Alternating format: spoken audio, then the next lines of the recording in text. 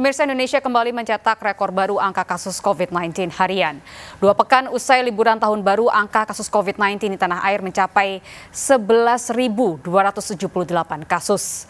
Selain dampak dari liburan, terus melonjaknya kasus COVID-19 dituding Kementerian Kesehatan buah dari ketidakdisiplinan warga dalam mematuhi protokol kesehatan.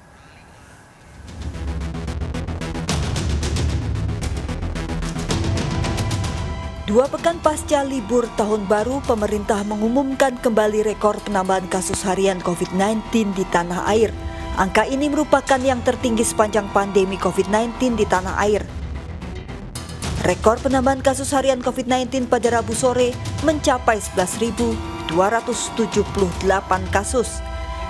Sebelumnya dalam sepekan penambahan kasus harian 4 kali di atas 10.000 kasus.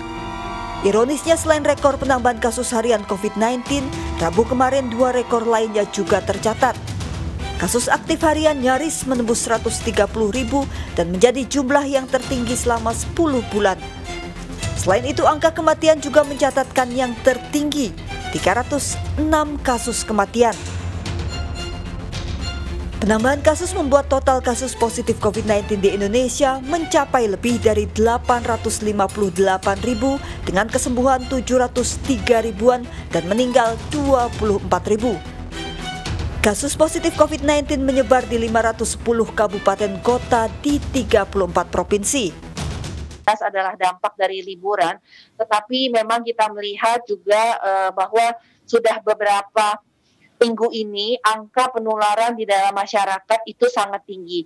Kalau di awal-awal kita itu angka penularannya kurang lebih 10% atau positivity rate-nya 10%, sementara saat ini sudah 30%. Dan 30% angka positivity rate ini kami melihat bahwa masyarakat masih belum betul-betul menerapkan protokol 3M dengan benar. Dan ini tentunya berdampak bukan hanya resiko penularannya juga semakin tinggi, ditambah dengan perilaku yang tidak optimal pasti akan menyebabkan penambahan kasus.